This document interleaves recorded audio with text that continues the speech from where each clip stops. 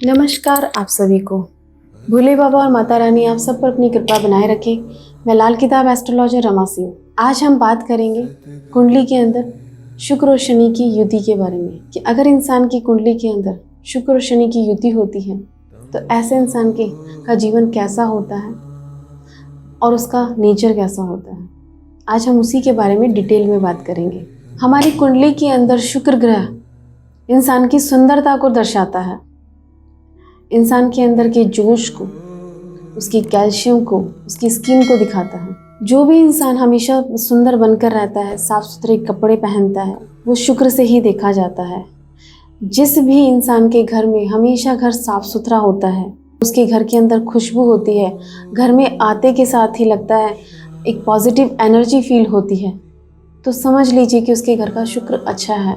Luxury life भी शुक्र से ही देखी जाती है। जो इंसान सपने देखता है और प्लानिंग बनाता है कि मुझे इस मुकाम पे पहुंचना है, मुझे यहाँ तक पहुंचना है, और उसके लिए वो मेहनत करता है, वो उसके अंदर जो जोश होता है वो शुक्र से ही देखा जाता है। शुक्र ग्रह कुंडली के अंदर दूसरे घर और सातवें घर का स्वामी होता है। दूसरे घर से हमारी फैमिली को, हमारे धन को देखा जाता है, और सातवें घर से हमारे लाइफ पार्टनर को, हमारे बिजनेस को, हमारे साथ जुड़े हुए लोगों को, संसार को देखा जाता है। अब बात करते हैं शनि ग्रह की। इंसान के अंदर जो मैच्योरिटी होती है वो शनि ग्रह से ही देखी जाती है। जो भी लोग किसी के अंडर में काम करते हैं वो शनि ग्रह से ही देखे जाते हैं। घर के अंदर जो सर्वेंट काम करते हैं वो भी शनि ग्रह से ही देखे जाते हैं।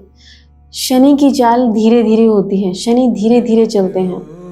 जो भी चीज़ पुरानी होती है, ओल्ड होती है, वो शनि से ही देखी जाती है। इंसान का बुढ़ापा शनि से ही देखा जाता है। शरीर के अंदर जो घुटने और पिंडलियां होती हैं वो भी शनि से ही देखी जाती हैं। वकील, जज, कोर्ट, ये सब शनि से ही देखे जाते हैं। कुंडली के अंदर 10वां घर और 11वां घर शनि का होता है। 10वें घर से ही डिसाइड होता है कि हमारे कर्म किस डायरेक्शन में होंगे, क्या हम बिजनेस करेंगे या फिर हम जॉब करेंगे। और 11वें घर से हमारे प्रॉफिट को देखा जाता है कि चाहे हम जॉब कर रहे हो या फिर हम बिजनेस कर रहे हो, लेकिन जब उससे जो लाभ निकल के आता है, जो प्रॉफिट आता है और वो हम सेविंग करते हैं, वो 11वें घर से ही देखी जाती है।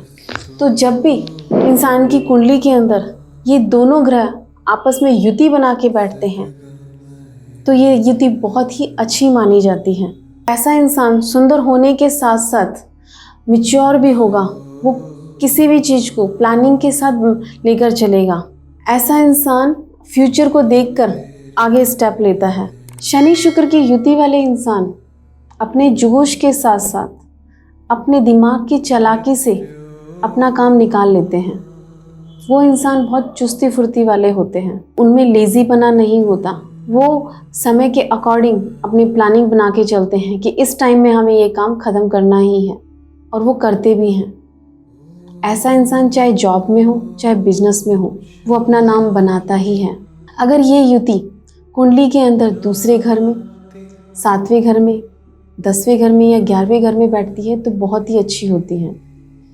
ऐसा इंसान अपनी लाइफ में 36 साल की उम्र के बाद जब धन कमाना शुरू करता है तो वो धन आगे बढ़ता ही जाता है और उसका मान सम्मान भी बढ़ता है। अगर कुंडली के अंदर ये ग्रह अच्छे बैठे हुए होते हैं तो ये युति उसको बहुत ही ज़्यादा फ़ायदा पहुंचाती है, चाहे वो बिजनेस करे या फिर जॉब करे। बिजनेस के अंदर धन कमाने के सोर्स उसके बढ़ते ही जाते हैं। तो आप भी अपनी कुंडली के अंदर देखिए या अपने बच्चों की कुंडली के अंदर देखिए कि ये युति बनी हुई है तो आप उसे सही डायरेक्शन दिखा सकते हैं। अगर आपकी कुंडली के अंदर शुक्र शनि की युति है और आपके पास फिर भी धन आने में या मान सम्मान में कमी है, तो आप अपना एक रूटीन बनाइए कि डेली आप नहा धो के अच्छे कपड़े पहनिए, डियो परफ्यूम का यूज़ कीजिए और अपने अंदर चंट चालाकी रखिए, क्योंकि आज के टाइम में इंसान आलस से आगे नहीं बढ़ सकता, लेकिन अपनी दिमाग की चंट चालाकी से, अपनी डिप्लोमेटिक नेचर से आगे बढ़ सकता है। तो आप अपने अंदर वो चीज़ें लाइए जो ये ग्रह देते हैं। ऐसा करने से आपको ज़रूर रिजल्ट मिलेगा। अगर इससे रिलेटेड आपको कोई दिक्कत आ रही है या आप कुछ और भी मुझसे कंसल्ट करना चाहते हैं तो आपको मेरी कॉन्टैक्ट डिटेल डिस्क्रिप्शन बॉक्स में मिल जाएगी। मैं लाल किताब एस्ट्रोलॉजर रमा सिंह और ये है श्री एस्ट्रोलॉजी। नमस्कार।